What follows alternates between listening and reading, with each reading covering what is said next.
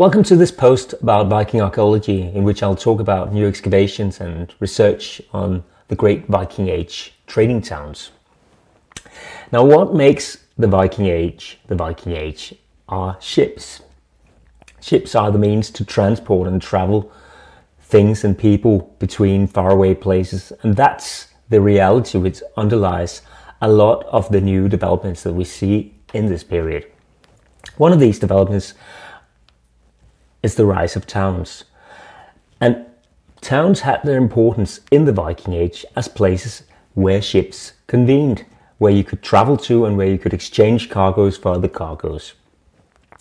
The Viking Age saw the first emergence of towns, the first urbanization, in several countries in Northern Europe, in Denmark, Sweden, Norway, but also in Ireland. It also saw a rise in new towns in some countries that had previously had towns and cities in the Roman period. These places are also sites where we can learn an incredibly lot about the Viking Age today, because a striking amount of archaeology is collected there. There are just so many things to be found in places where people have lived in great numbers over a long time, as they've done in the great Viking towns. If you look at a map, you can see that the real trading towns were few and far between. That's because seafaring merchants needed to be sure that they ended up in the same ports as other seafaring merchants. So they had no interest in trying to search up dozens and more dozens of ports. They wanted to go to the big places where there would be lots of ships, and there would be somebody who wanted just the cargo that they had brought. Two of the places that I'm sure people associate the most with Viking Age towns are York and Dublin. In both of these towns, important excavations took place in the late 1970s that has since come to define to many much of what the Viking Age is about. And in both of these sites, final publications have appeared in recent years. The first one here from Dublin is a marvelous book written by Pat Wallace, who directed the excavations in Quay in the late 1970s. So there's been a whole line of books on details aspects of the Quay excavations, but it's marvelous for now finally to have Pat's own impressions and synthesis of the extraordinary finds there. What makes Dublin particularly fascinating is the fact that organic preservation was extraordinarily good. So you would find things that would have decayed in almost any other place where you could excavate them. You could find house floors and parts of buildings, and you could find wood carvings and cloth and leather in beautiful condition. And all that's been brought together now finally in this book, which came out in 2016. And here's the equivalent, or the closest thing to an equivalent for York. Richard Hall, who directed these excavations, sadly died from cancer a few years ago. But this report was finished with the help of his colleagues and with particular help from his wife, Elsa Mainman, who has published many of the finds previously from Viking Age York. It's a really fascinating study. What was excavated in Coppergate were 3 full tenements, as they're called them, so building plots, where you could follow life from the early, or from the late 9th and especially the early 10th century, in a series of buildings, small buildings where craftsmen and traders lived. The publications from York and Dublin both allow us to understand many aspects that were not clear previously from the preliminary reports and the sites. And research has also shown that some of the assumptions that were made for many years are not quite right. In both places, I think it's fascinating to see that we can now see more substantial evidence of activity prior to the foundations by Viking armies of their settlements in York in the 860s and in Dublin in the early 900s. So there was something going on before the Great Army Initiatives. Another place where lots of research has taken place with respect to Viking towns in recent years is Kaupang in Norway, where Dagfinn Skre set up the Kaupang excavation project in 2000, which conducted large-scale excavations there in subsequent years. And the last of the 4 volumes of publications from that project appeared in 2016, and this one by Pedersen on the non-ferrous metalworking, so the copper alloy and other alloys working of jewelry and other metalwork. Un's book really transformed how we see the craftspeople in a Viking town. In other volumes from this project, Dagfinn Skre has boldly synthesized many aspects of the town and its social makeup. And Dagfinn's reassessments of the rise of Kaupang has substituted what tended to be seen as a sort of independent startup beach market in Vestfold to something which he sees as a concerted political initiative, probably staged by Danish kings in a bid for control over the emerging Irish Sea route around 800 AD. If we move on to Sweden, the famous Viking town in that area is BIRKA. In previous posts, I've discussed the very active biomolecular research which has been focused on BIRKA cemeteries. I'll not repeat that, but rather talk about the research that has been going on with relation to the settlement there, the famous Svarta Jorden, the Black Earth, where excavations started already in the 1870s under Hjalmar Stolpes. Now, we saw with Dublin and York how some large-scale projects could take several decades to publish. And if you think that's slow going, you haven't seen BIRKA.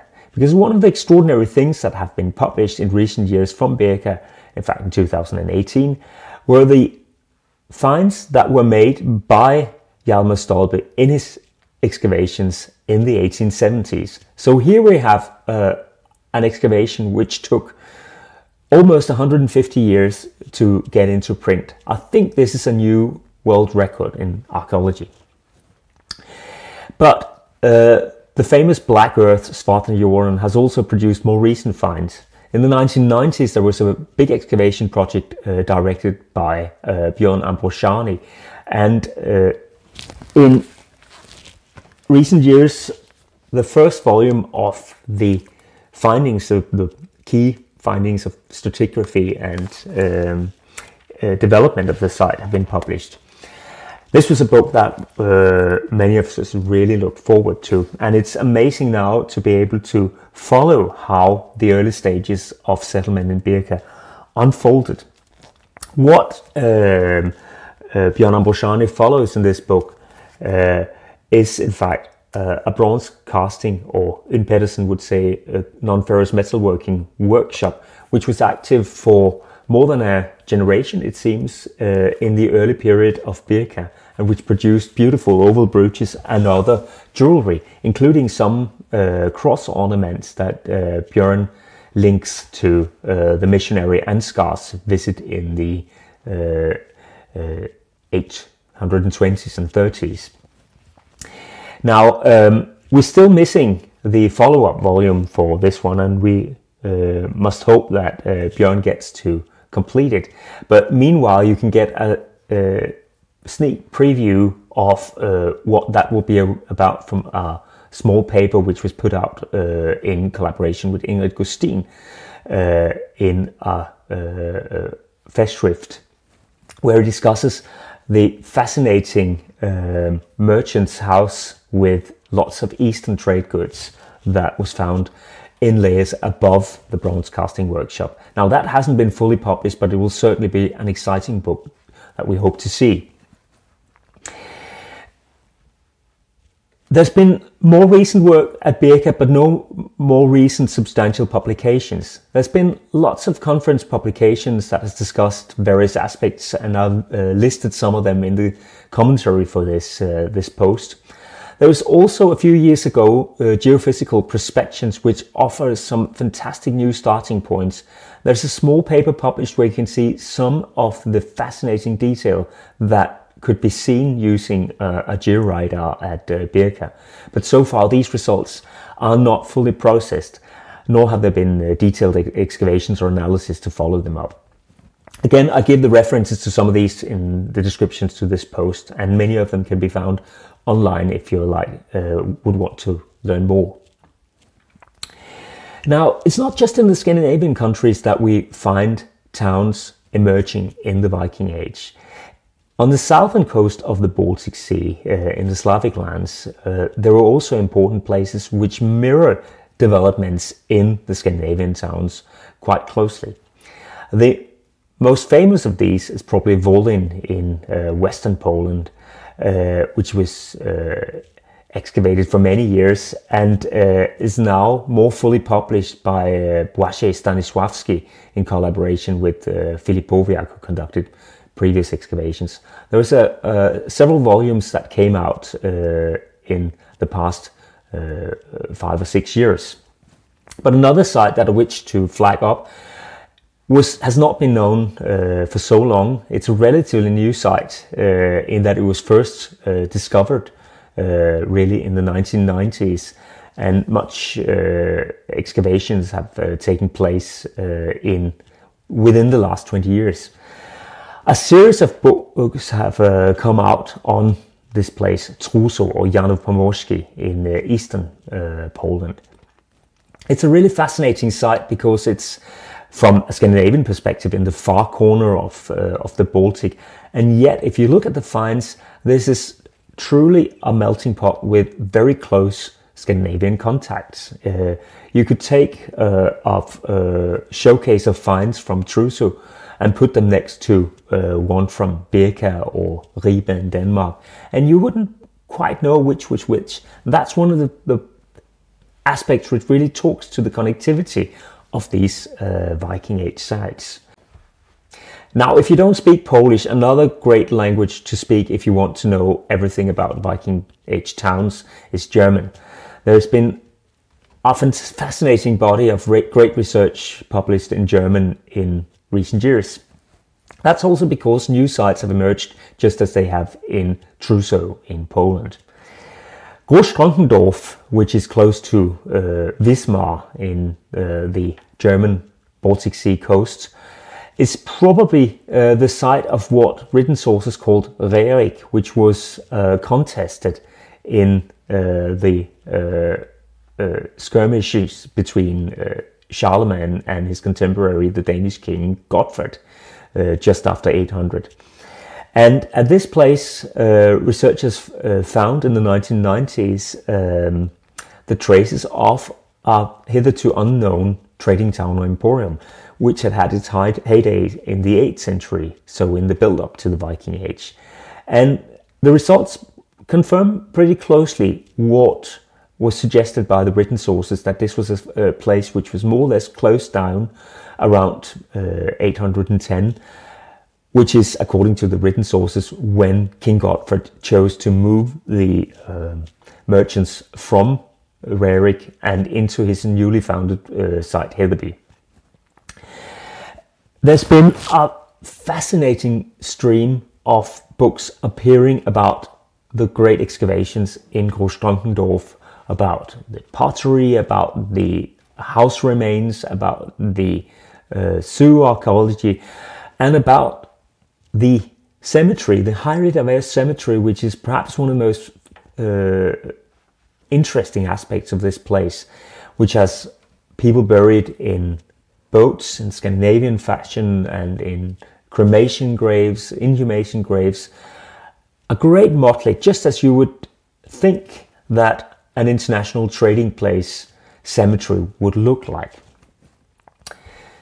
Rerik is unlikely to be the only trading town in the German Baltic Sea coast. There are other contenders, including Rostov-Dierkov and Menzelin, And these sites have also seen attention. There's a great new book by Sunhild Kleingärtner, her dissertation published in 2013, which summarizes the research on these sites.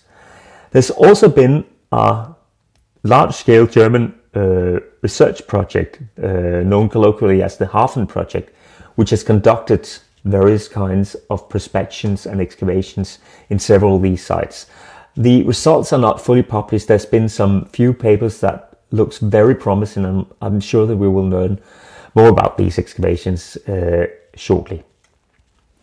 And I'll return to them when we do. However, the biggest site on the German coast and probably the key trading hub of the Viking Age, Baltic Sea, and since 2018 also a UNESCO World Heritage Site, is Hedeby. The most famous and important of the Viking Age trading towns in the southern Scandinavian lands. Hedeby has seen some of the biggest excavations in the Viking world. I think to many English speakers they have not been so well known as the ones in Dublin or in York, because they were published in German. But in the last decade, there has been very strong publication efforts, with the result that you can now find great and impressive and fascinating volumes on Hedeby's cemeteries, its settlements, and its harbour. However, the most endearing book to come out on Hedeby, perhaps ever, is this mighty tome published by Kurt Schietzel, who directed the excavations from the 1960s and until the 1980s in Hedeby. And Kurt Schietzel is now, he's retired a number of years ago, and he spent his retirement bringing together everything you could possibly want to know about Hedeby in a sort of handbook for Hedeby, where you can look up whatever you want to know. Is it turned wooden vessels? You have it. Is it mollusks or fish? Is it animal bones? Is it toilets, pincers, and or is it soapstone vessels? It's all in here. Some people say that it's also the most expensive book ever produced in German archaeology. It's certainly crammed full with illustrations and pictures, but it's, I must say, it's really, really useful. I've heard that there are plans now to actually bring it out in English translation. If you can't wait for that, I can only recommend to get it. It's a window into Hedeby like we've never had before. There's also been new work at Hedeby, of course. It's such an important site. Some of the most exciting finds have come from detector surveys conducted by Volker Hilberg, who has discovered that the plough soil at Hedeby comprises many finds that are, of course, later than what you'd find in the still undisturbed layers. And if you take those into account, we can now see that Hedeby continued to thrive into the late Viking Age. This has been contested in the past, but now we can see that until the 1040s, 1050s, perhaps even into the 1060s, this was a busy place, and that's something we didn't know just a few years ago.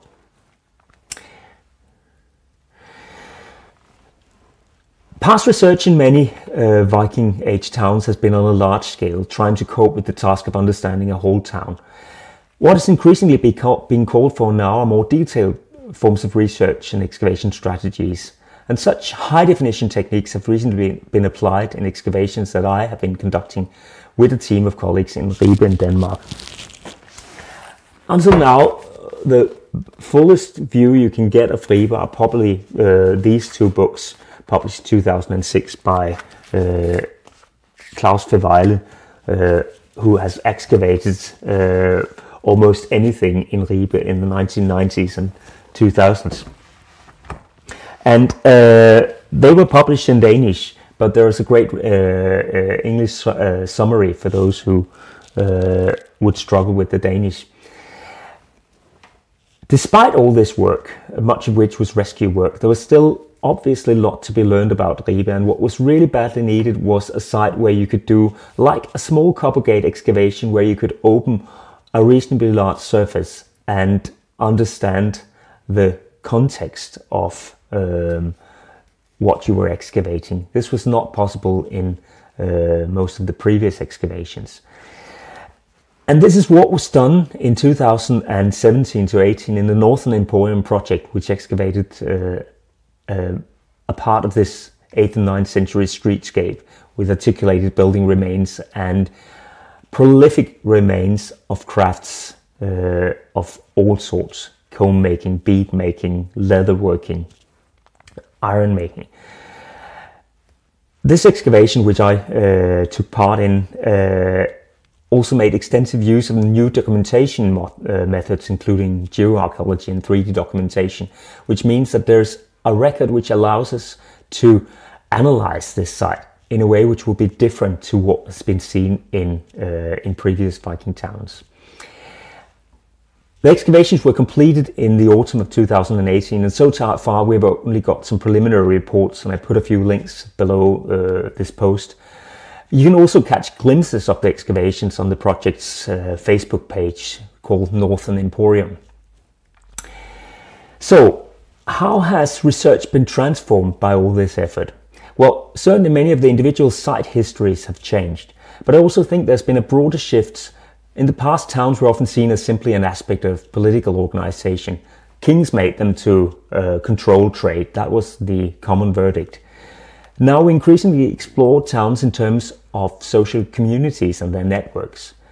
Towns are being seen as being formed by their networks of travel and movement, and this also calls for new ways, new methods to study them, as we see being unfolded now, well, in the Kaupang project, in the current Ribe project, and I think also in much work that is currently being staged many places around in the Viking towns. With this, I thank you for joining me for this post, and I hope that you will return again for other posts on Viking archaeology.